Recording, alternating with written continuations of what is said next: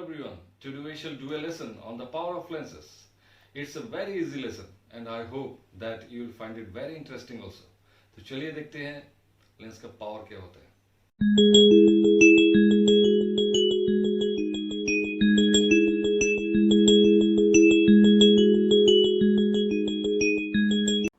Now let us see the definition of power of lens. Now as we all know that a convex lens converges the light rays and a concave lens diverges the light rays.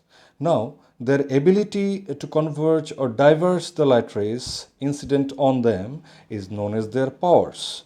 That means how effectively they can converge or diverge the light rays. Now their powers is calculated from the reciprocal of their focal lengths. That is, P is calculated from the formula P equal to 1 by F.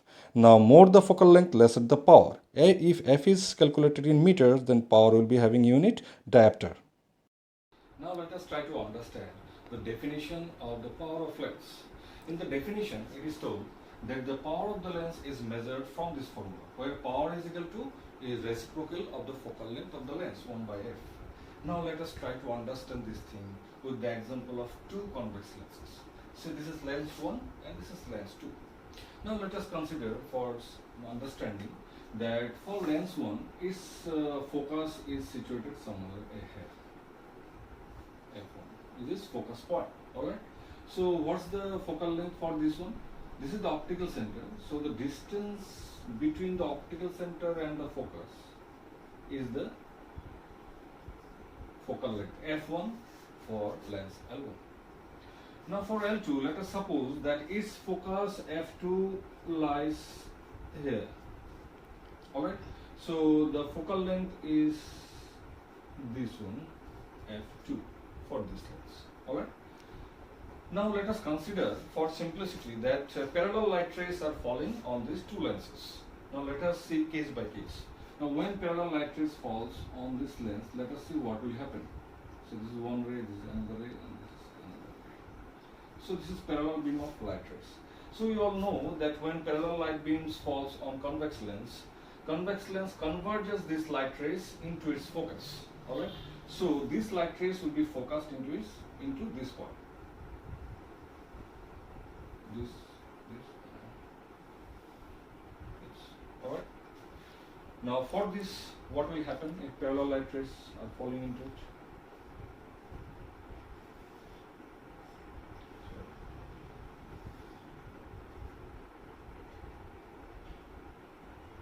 So in this case, they will be focused at F2. Sorry, say F2 is there.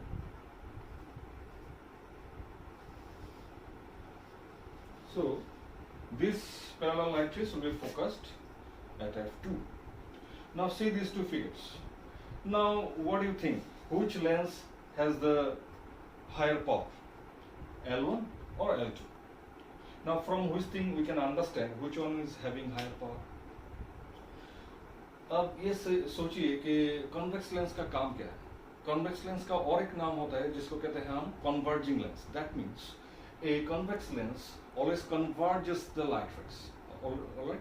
So they are converging the light rays. But doing this thing, here you see in this case, this light ray was supposed to go in a straight line like this, but this lens has bent the light rays through this angle. Say this is theta 1 or delta 1, whatever it is like, right? Now here you see, this light ray is supposed to go like this, and this is the bending angle theta 2. Now which one is greater? Now it's very simple, that theta 2 is greater than theta 1. यहाँ पे light का bending ज़्यादा हुआ है, यहाँ पे bending थोड़ा कम हुआ है इसके मुकाबले. ऑलराइट. सो लाइट को इस लेंस ने ज़्यादा बेंड किया है, इसने ज़्यादा बेंड नहीं किया हुआ है.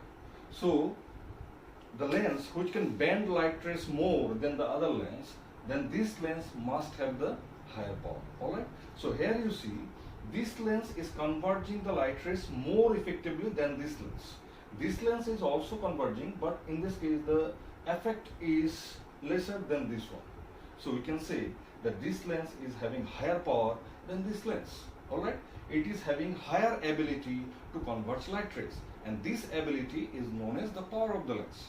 Now, alright, so if we take that P2 is the power of this lens and P1 is the power of this lens, so we can easily find that P1 is less than P2, that is P2 is greater. But if you look into the focus, here you see, we know F1 is greater than F2, it is easily visible over here. So, F1 is greater than F2. So, the lens having smaller focal length is having higher power, and the lens is having larger focal length is having lesser power. Alright.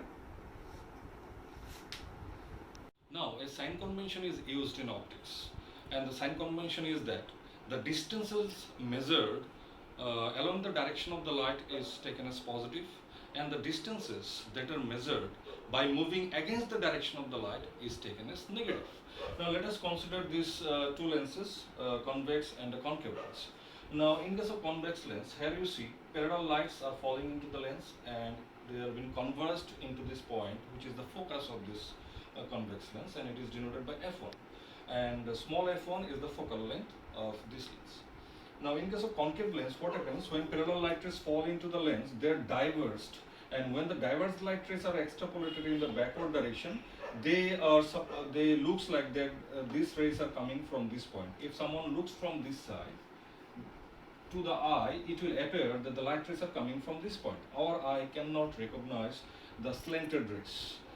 Okay, so these rays seems to coming from this point. So this is the virtual focus of concave lens, and this f2, that is the distance between optical center and the focus, is the focal length for this concave lens. Now, if you consider the sign convention, here you see for convex lens, if we measure f1, that is the focal length, in which direction we shall move? We have to move from the optical center, we have to move along the direction of the light. Lights are moving from left to right, and we are also moving from left to right. As it is already known to you, I think, that all the directions or all the distances are measured from the optical center of any lenses in optics. Alright. So from this optical center, if we move, we can calculate or we can measure f1. So we are moving along the direction of the light. So in case of convex lens, the focus is always positive. Alright. But in case of concave lens, here you see, if we want to measure f2, that is the focal length, we have to move from right to left. If we start from the optical center and move into f2, we have to move from right to left. But the direction of the light is from left to right. So we are moving in the opposite direction of the light. That means, in this case, the focus is taken as negative. But if we consider the power, what happens? We know power is equal to 1 by f. Alright? So, in case of convex lens, the focus is positive. So, power is positive. But in case of concave lens, the focus is negative. So, power is automatically becomes what? Negative. Alright? So, whenever we talk about positive power in diopters, say +1 diopter, +2 diopter, etc., we are considering the convex lens, and when we are speaking about negative powers, that -1 diopter, -2 diopter, we are referring a concave lens. Alright. Now, for different purposes, like to increase the magnification of image, or to make erect image, or to increase the field of view, we sometimes combine lenses. That means we put together more than one lenses. Now, what would happen to the power of the combination or the focal length of the combination? Now, let us see the formulas. Here we know that you see there are two lenses, L1 and L2 combined together. Okay, they are in contact with each other. Okay, now when they will be combined with each other, now the combination will be having a resultant power or a resultant focal length. Now, let us see what is the formula to calculate the focal length first. Say f1 is the focal length of the lens L1 and f2 is the focal length of lens L2.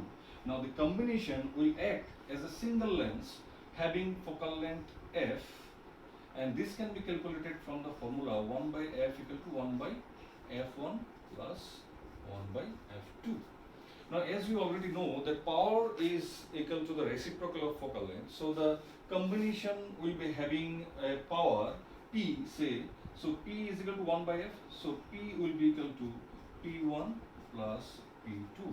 That means when we put two lenses in contact with each other, their power gets added with each other. Alright? And the addition of the reciprocal of their focal length is equal to the reciprocal of the focal length of the combination. Now let us see, when the two lenses will be separated by a finite distance x, what would be the combination power and focal length of the combination. Alright? In this case, we need to add an extra term in it. Here, the focal length of the combination f, that is 1 by f, is calculated 1 by f1 plus 1 by f2 minus x by f1 f2. So this is the formula of the focal length of the combination. Here you see this term is extra here. Okay, now the power can be easily calculated from this formula itself. 1 by f is equal to power of the combination is equal to P1 plus P2 minus x P1 P2. So these are the two formulas you need to memorize to do numerical problems. Now, for example, let us try to solve these two very simple numerical problems. Now, in numerical number 1, it is said that there are two lenses in contact. Okay, one lens is having focal length 15 centimeter and the other lens is having focal length 30 centimeter. And it is asked to find the power and focal length of this combination. That means this combination will act as a single lens having focal length f and power p. So we need to calculate f and p. Now for focal length, to calculate the focal length of one combination, we already know the formula, and the formula is 1 by f is equal to 1 by f1 plus 1 by f2. So if you put the values, we shall get 1 by 15 here plus 1 by 30. So if it is done, it will come out as 1 by 10. So our focal length comes out to be f is equal to 10 centimeter. That is, when two lenses combine of this focal length 15 and 30 centimeter, the combination will act as a lens having focal length 10 centimeter. Now we can easily calculate the power of the lens, as power is equal to 1 by f. But in this case, we need to put the value of f in meters, not in centimeters. So to convert the 10 centimeter into meter, and then we have to put it there. So that is equal to 1 by 0.1 meter. So 1 by 0.1. So power will be equal to what? Power will be equal to 10 diopter. Alright. In numerical number 2, it is said that there are two lenses having powers plus 3.75 diopter and minus 1.7 diopter are in contact. And we need to calculate the power of the combination and focal length of the combination. Now you see, we already know that power is positive for convex lens and power is negative for concave lens. So I have drawn the figure like this, where P1 is plus 3.75 diopter and this concave lens, that is P2, is having power minus 1.75 diopter. Now the numerical is very easy. We need to first of all find out the power of the combination. So power of the combination can be easily calculated from the formula P1 plus P2. Now P1 is 3.75 plus and P2 is minus 1.75, so it will be subtracted from the power of the convex lens. So that is equal to 2 diopter. So the combination will act as a lens of power plus 2 diopter. So the combination will also be a converging lens. As the power becomes positive, so combination will also act as a convex lens. Now we have to find out the focal length. Now focal length, we know P equal to 1 by f. That means f equal to 1 by p.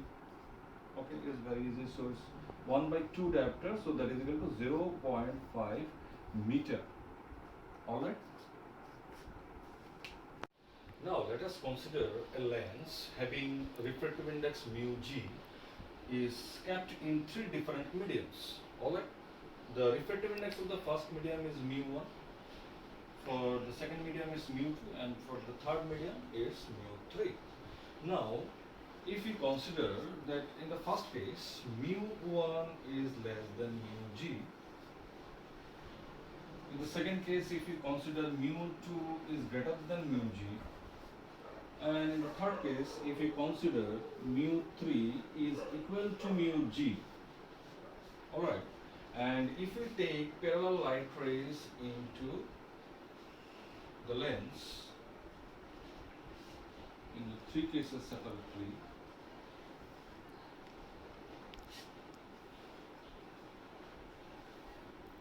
alright, then what will be the emerging rays? How they will look like in these three cases?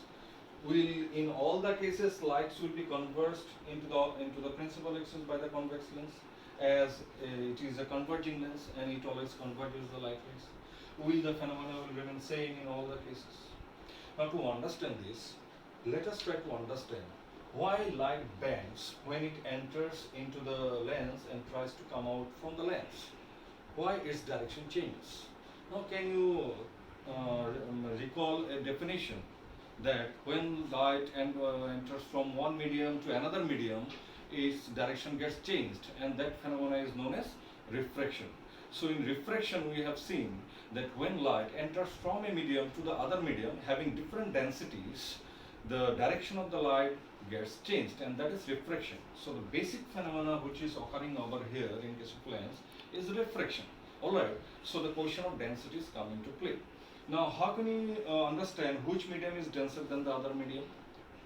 It's very easy. The medium having higher refractive index is having higher density than the other medium. Alright, so in the first case here you see mu1 is less than mu g. That means the medium in which the lens has been kept is rarer, but the material of refractive index of the material of the lens is higher. That means the lens is denser in this case. So in this case, this converging lens or the convex lens will act as our well-known convex lens. That it will convert light rays into a certain point which will be its focus. Alright. So this will be the case in this case.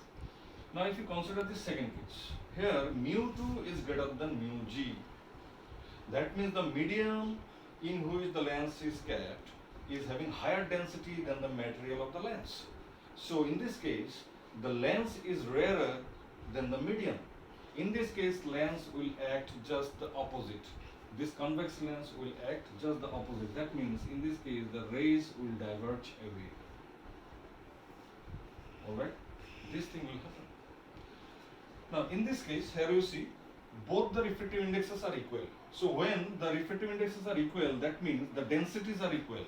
When the densities are equal, light will not feel any other substance or any other different medium in its path. To the light, it will be like the same medium is continuing, alright, as there is no difference in the densities. So the light rays will pass straight. Alright, so this is the case. Now let us consider concave lens. In the previous example, we have taken convex lens in three different mediums. Now here we are taking a concave lens in three different mediums having refractive indices mu1, mu2 and mu3. Now let us consider that in case of first medium, mu1 is less than mu g. That is, the concave lens is denser than the medium where it has been kept. In the second case, again let us take mu2 is greater than mu g. That means here the concave lens is rarer. In the third case, again let us take mu3 is equal to mu g. Now what will happen if parallel light rays fall into the concave lens? In the first case here you see mu1 is less than mu g. That means the concave lens is denser than the medium where it has been kept. So it will act as a normal concave lens and it will diverge away the light rays. Normally we keep lenses in air medium, and air medium is the rarest medium. So normally we see that a concave lens diverges the light rays, so it will act the same way.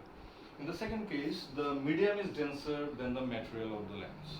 So in this case, a concave lens will start behaving as a convex lens. It will do the opposite thing. That means here the light rays will converge at a certain point. Alright? Now in this case, the same thing as of the as similar that of the earlier case, that is that of the convex lens case. Here you see, if parallel light rays fall into the lens,